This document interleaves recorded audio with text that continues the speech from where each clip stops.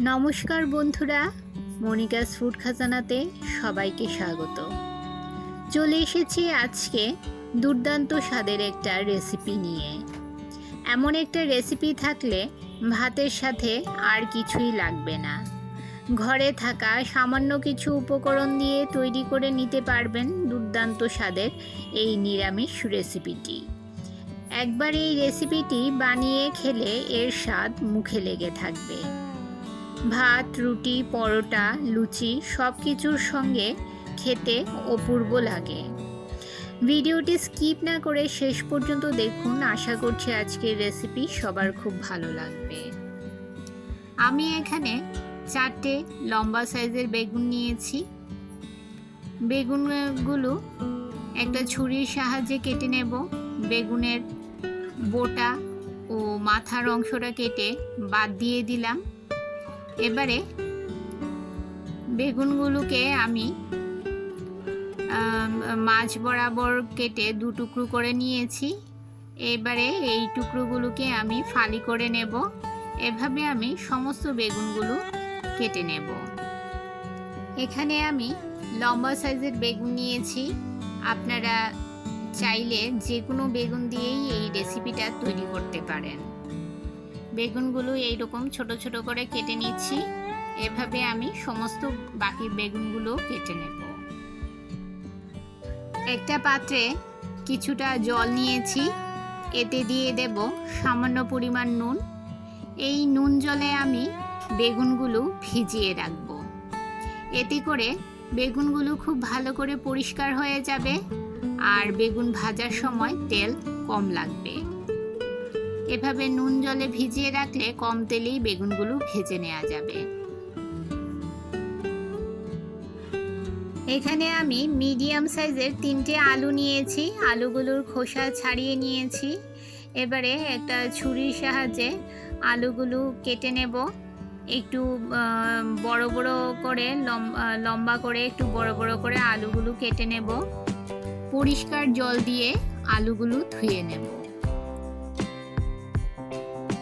গ্যাসের চুলায় কড়াই বসিয়ে 2 টেবিল চামচ রিফাইন্ড অয়েল গরম করে নিয়েছি। এবারে কেটে রাখা আলুগুলো এতে দিয়ে দিলাম সামান্য নুন ও সামান্য হলুদ গুঁড়ো। কিছুক্ষণ নেড়ে চেড়ে মিডিয়াম ফ্লেমে আলুগুলোকে লাল লাল করে ভেজে নেব। আলু ভাজা হয়ে গেলে আলুগুলো তুলে নিয়ে ওই তেলে দিয়ে দিলাম কেটে রাখা বেগুনগুলো। সামান্য নুন ও সামান্য হলুদ গুঁড়ো দিয়ে মিডিয়াম ফ্লেমে বেগুনগুলো ভেজে নেব। বেগুনগুলো খুব বেশি ভাজবেন না। বেগুনগুলো যাতে নরম হয়ে যায় আর আস্তে আস্তেই থাকে ওই রকমভাবে বেগুনগুলো ভেজে নেবেন। একেবারে বেগুনগুলো যাতে নরম না হয়ে যায় সেদিকে খেয়াল রাখবেন। বেশি নরম হয়ে গেলে রেসিপিটা খেতে ভালো লাগবে না। তাই মোটামুটি বেগুনগুলো যাতে আস্তে আস্তেই থাকে আর সেদ্ধ হয়ে যায় ওই রকমভাবে বেগুনগুলো ভেজে নিতে হবে। আমার সমস্ত বেগুন ভেজে নেওয়া হয়ে গেছে। এবারে বেগুনগুলো তুলে নিয়ে ওই তেলেই আমি ফোড়নে দিয়ে দেব 1/2 চামচ গোটা জিরে, একটা তেজপাতা, 2টো শুকনো লঙ্কা ও 3টে এলাচ। সামান্য নেড়ে নিয়ে ফোড়ন থেকে যখন সুন্দর গন্ধ বের হবে তখন এতে দিয়ে দেব 2টো মিডিয়াম সাইজের টমেটো। সামান্য নুন দিয়ে দিলাম যাতে টমেটোটা তাড়াতাড়ি নরম হয়ে যায়। নেড়ে চেড়ে মিশিয়ে নিয়ে এবারে ঝালের জন্য এতে দিয়ে দিলাম কাঁচা লঙ্কা কুচি। আপনারা আপনাদের পছন্দ মতো ঝালের পরিমাণ বাড়িয়ে কমিয়ে নিতে পারেন। আমি এখানে 3টে কাঁচা লঙ্কা এভাবে কুচিয়ে দিয়ে দিলাম। আর দিয়েছি আদা পেস্ট, এখানে আমি 1 চামচ আদা পেস্ট দিলাম। এবারে নেড়ে চেড়ে কিছুক্ষণ ভেজে নেব। টমেটো, আদা, কাঁচা লঙ্কা 2 মিনিট ভেজে নিয়ে এবারে এতে দিয়ে দিলাম 1/2 চামচ হলুদ গুঁড়ো, কালারের জন্য দিয়ে দিলাম 1/2 চামচ লাল লঙ্কার গুঁড়ো, 1 চামচ জিরে গুঁড়ো, 1 চামচ ধনে গুঁড়ো। সামান্য জল দিয়ে দিলাম যাতে মশলা পুড়ে না যায়। নেড়ে চেড়ে মিশিয়ে নিয়ে মিডিয়াম ফ্লেমে 2 মিনিট মশলা কষিয়ে নেব। আমার চ্যানেলে নতুন বন্ধু হয়ে থাকলে চ্যানেলটি সাবস্ক্রাইব করে পাশে থাকা বেল আইকনটি প্রেস করে রাখুন আর নোটিফিকেশন অল করে রাখুন, যাতে যখনই আমি কোনো নতুন ভিডিও আপলোড করি তা যেন সবার প্রথম পৌঁছে যায় আপনাদের কাছে। মশলা ভেজে নেওয়া হয়ে গেছে, মশলা থেকে তেল ছাড়তে শুরু করেছে। এবারে ভেজে রাখা আলুগুলো এতে দিয়ে দিলাম। মশলার সঙ্গে আলুগুলো নেড়ে চেড়ে মিশিয়ে নিয়ে লো মিডিয়াম ফ্লেমে ঢাকা দিয়ে আলুগুলো কষিয়ে নেব।